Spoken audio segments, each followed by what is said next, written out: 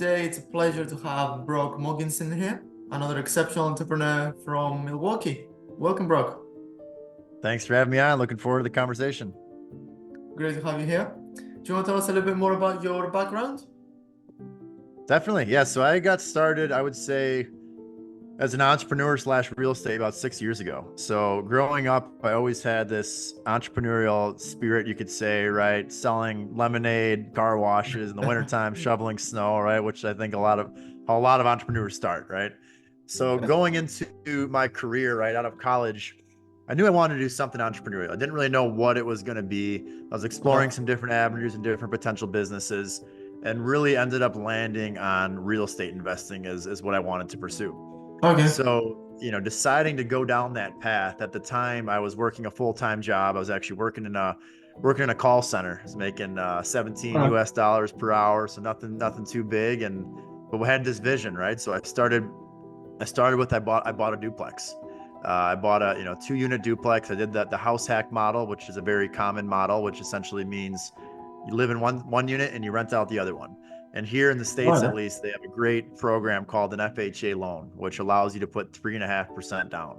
So I was able to get into this duplex for, $10,000, which is an amount most people can save up, right? So did that. And right from there, I was like, all right, I love this. I was living for free. I was making money. I'm like, how do I go all in on this? And, long story short, after exploring different avenues, I decided, instead of trying to go out and build this portfolio slowly or going the flipping route or wholesaling, which is a common path, I decided to go bigger right away and go into this thing called syndication, which is essentially partnering with other investors, raising capital to go out and buy bigger properties. So, I won't go too into detail because it can be a long story, but we continue to do more of those deals, scaled the business. And a few years after doing that, I was able to leave my full-time job and go full-time into real estate investing. Fast forward to today, we won about $30 million worth of real estate, and it's been really fun. All right, that sounds good. For the people who are looking to enter into that industry, for you to partner with investors, obviously I can imagine you cold outreaching investors, but how was the process of you as a still young, I can guess, entrepreneur partner with an investor? How was that experience? Good question. Yeah. So when I was first starting on that first syndication deal, which was us raising money, I didn't have money. I didn't have family with money. I didn't personally have much money. Didn't have a lot of friends with money. So it was tough, right? So what I did is I found a partner that had those connections. So I have two partners in our business at Smart Asset Capital that one of which already had a bunch of experience and a bunch of relationships. So really on those first 3 deals, honestly, he was the main guy raising capital. And I was more so the guy doing all the work, right? All the administrative work and everything that went into putting these deals together. So of course he had the experience and knowledge, but I was really the one to say, hey, I'll come in and I'll be grinding. I'll be doing the work to get all this stuff put together, because there is a lot of work that goes into these syndication structures. And that's how the first few deals worked, really. I mean, he was the guy running point on capital raising. I was doing everything else. And we, scaled that to where now, of course, I'm heavily involved in capital raising. But yeah, certainly it's tough to raise money on the first few deals when you don't have a track record or relationships. Yeah. I see what you mean. So in terms of your normal job, the wage job, I like to say, and the thing you did by yourself as an entrepreneur, you said you made it work as an entrepreneur and then you quit your job, right? Correct. Yeah. I wanted to make sure I built a business that was making me money before I left that, right? Because I think it's tough, especially in the real estate syndication business. It's not, there's other businesses that you can make 6 figures quick, right? This is more of a, get rich over a long period of time. Get really rich in this business over a long period of time, but it's not a get rich quick business. So for me, I wanted to make sure, I wanted to have enough money coming in cash flow that was the same as what I was making at my job. So it took a few years of doing both to get to that point. But at that's the time when I decided, hey, I'm leaving this to go full-time into real estate. I see. That's nice. In terms of the real estate and what you do now, what has been the biggest game changer for your business in the past year? Good question. Yeah. So we actually just we pivoted over from a syndication structure, which is essentially what that means is we find a property, we raise the money, we close on that property. Now we're pivoting to a fund structure, which is more so we're raising $20 million right now. and we're going to go out and buy $75 million worth of properties. So that's going to buy us 10 to 15 properties over the next 2 years. So instead of grinding deal by deal by deal, now we're raising a bunch of money and we're going to be able to do multiple deals at once and transact at a better volume and ultimately provide a better return to investors through this vehicle. So that's the past year. I've been really grinding on getting that off the ground. That actually just got off the ground this month. So it's exciting, but All right. now the real work starts. Okay, that sounds good. Is there a mistake that you made early on that you learned a valuable lesson from? Yeah, lots of mistakes, honestly. Exactly. I think there's always going to be, learning lessons, right? I think as an entrepreneur, you're going to make mistakes, but the biggest thing is you want to make sure you don't repeat that mistake and you take time to reflect on what you did wrong, right? So I think there was, especially on our first deal we did, real estate specific lessons was, really doing the proper due diligence on your tenants. The first property we bought was in a rough area, C-class neighborhood is what it'd be referred to as. And you really, if that's your game in real estate, is you want to buy C-class properties, you really need to have your operations down and you really need to understand your tenant demographic, which is something that we could have done better. Ultimately, we got out of that investment and got our investors a return, but it was a brutal few years on that investment, I'll say the least. It's just, the biggest learning lesson was if you're going to buy stuff in the hood, you need to really understand what you're getting yourself into because they're not turnkey investments, which a lot of people think they are. Yeah. I see what you mean. Is there a particular challenge that stood out of that experience? Yeah, really for example, it was an 89 unit apartment building. So we had, 89 units and we had to evict over 50% of the tenants within the first couple months because we found out that half the tenants in the building weren't even paying rent. And it was, something we missed on due diligence, right? We went through it, but we could have gone through it more deeper. And ultimately it led us to having to, half the tenants had to leave the building. And with that comes a lot of cost, right? When you evict the tenant, there's a lot of cost that comes with that. Having to remodel the unit, tenants in C-class properties wouldn't leave the apartment unit like you or me would, right? If I left my unit, right, I'm going to leave it and it's going to be pretty clean and I'm going to be out, right? There might be a little ding in the wall or something that needs to be painted. That's about it. These guys, that's not how they do it, right? C-class properties, they're going to trash the place on purpose before they leave because they're pissed off. So there was a lot of costs there, which, really could have been mitigated more on the front end. I see. So is there a question that you get asked most often about this part of real estate? Within the real estate industry, a common question I get asked is, I get it all the time on Instagram, like, where do I start?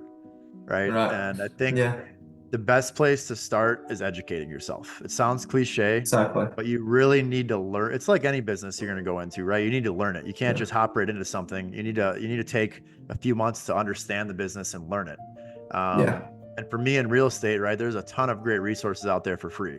There's great podcasts, there's great books. I like Bigger Pockets is a great place to start if you're looking to get into real estate. They have a ton of great free content. So for a couple $100, right, you can listen to some podcasts, you can order some books, and you can learn a lot really quickly. But you just have to be committed. I know when I was first starting, I was the job I was working, I had podcasts running 8 hours a day in my headphones, right? And it was, you learn and then you go out and network, right? Get out there, and real estate's a big networking business. So you got to get out there, meet people, meet the agents, meet the bankers, meet the people that manage properties, the contractors, all those sort of people, educate, build the network, and then you're gonna be in a really good position to go out there and start buying real estate. Yeah, that's it. That's nice. So is there a piece of advice you would give to those people as an extra, as on top of what you've already said when they are starting early steps? Yeah, I think the other piece would be just defining your strategy, right? And staying in your lane.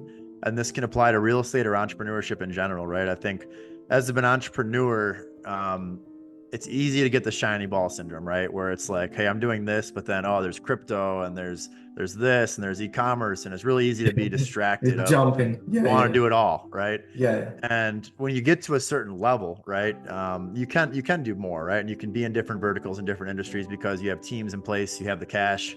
But when you're first starting off, you can't be all over the place. You need to pick one lane and spend 5 to 10 years being all in on that lane. And then you get to a point where you're worth $50 million and you got a team that's, running the day to day. And now you can start investing in, different things and getting involved in different businesses.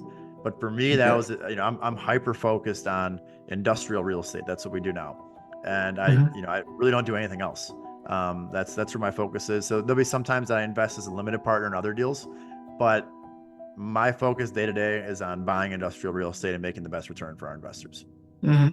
Okay, I see. Sounds good.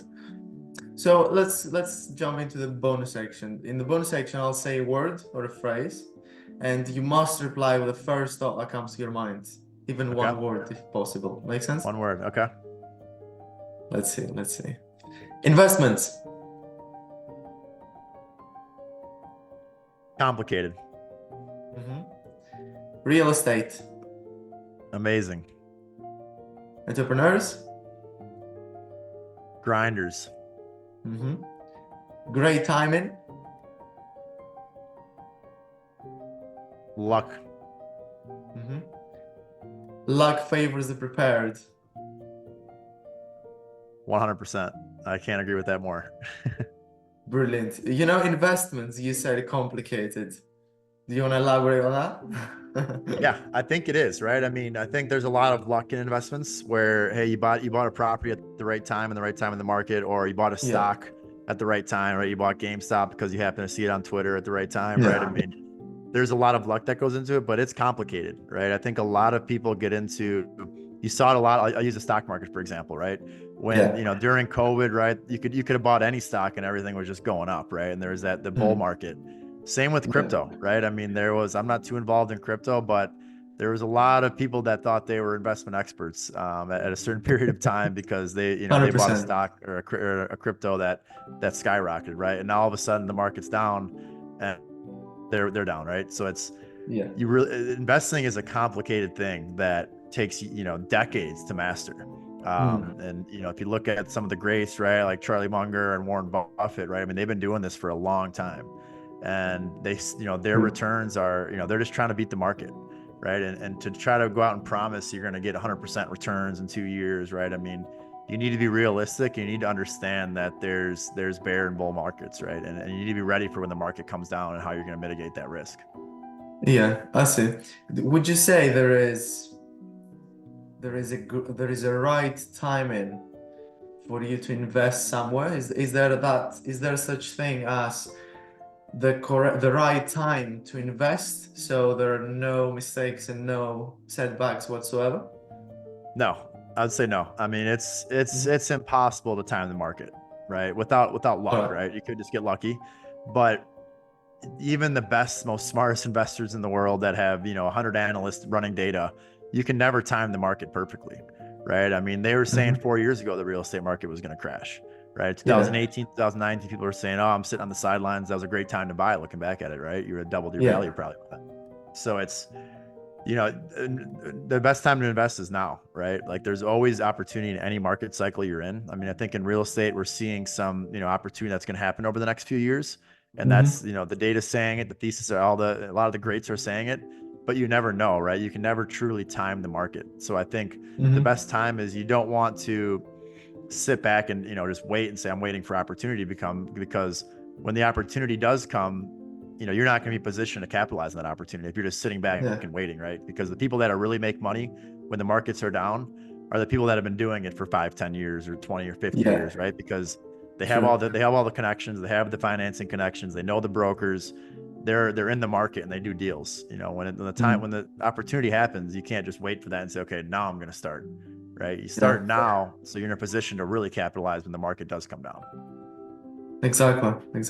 In great timing, you said luck. So luck, people think of luck as something that you get.